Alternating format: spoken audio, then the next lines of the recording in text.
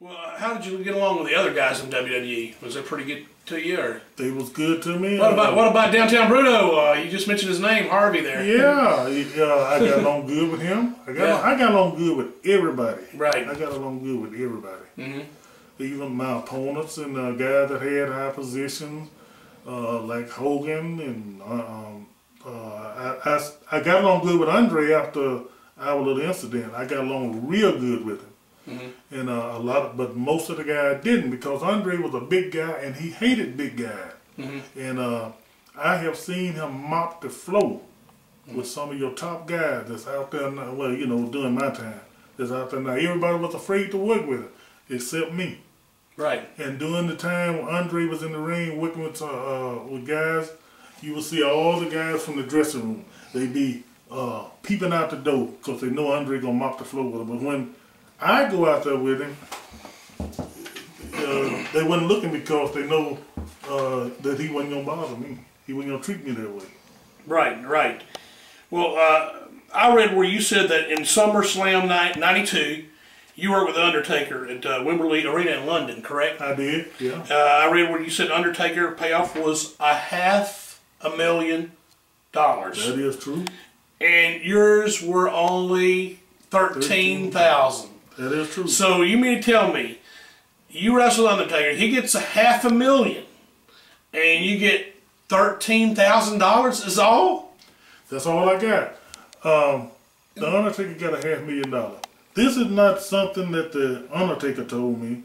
This is something that I saw with my eyes. And I got $13,000.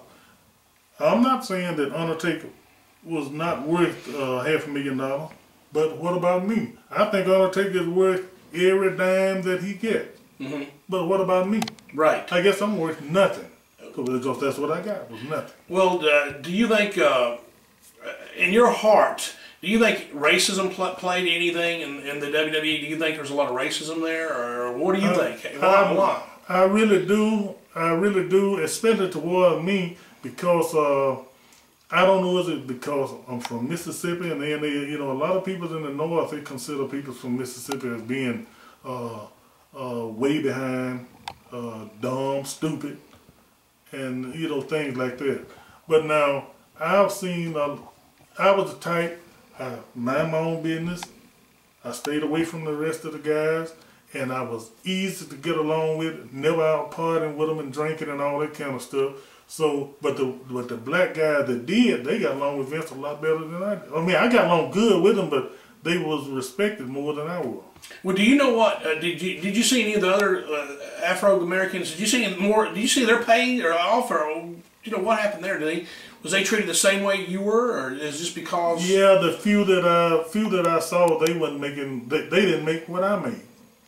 And I even when Junkyard Dog was there, I don't know all his payoff, but when Junkyard Dog was there, Vince used to keep Hogan and different guys like that with limos and things like that.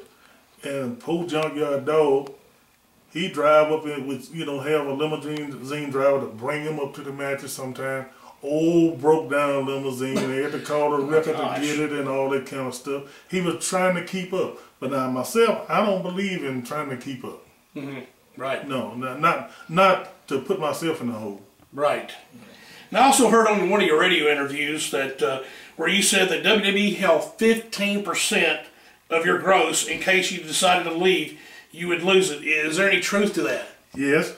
When Vince called me himself, not his agents, Vince himself called me back the last time. And he said, I would like for you to come back.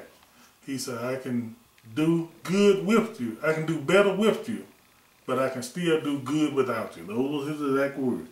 And he said, I would like for you to come back, make yourself a lot of money. You know, I jumped for that. It was nowhere else to go. Right. It was the biggest organization. And so I jumped for it. He said, but there's one thing.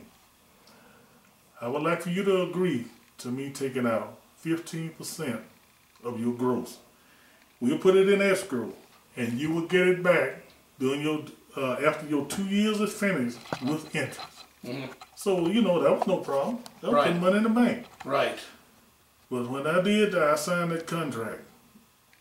And that was one of the worst mistakes I ever made, because after the 2 years was up, my growth, the money that 15% was only $17,000 with interest. Ooh. So that show you right there that I didn't make no money. Now, well, that's not much money. I have made $50 per night in the WWF. Wait a minute.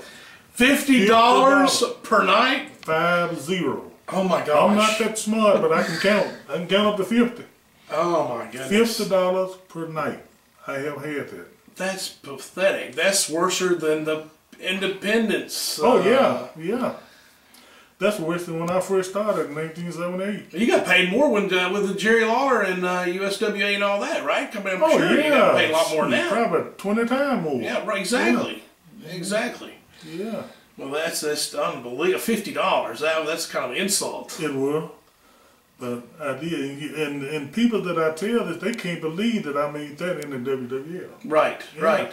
Now, James, I noticed that you walking around your place or your apartment. I see you're kind of, you're crippled. You seem like to me you don't get around good. What's wrong with you? What's happening? Yeah. Well, for years I wrestled with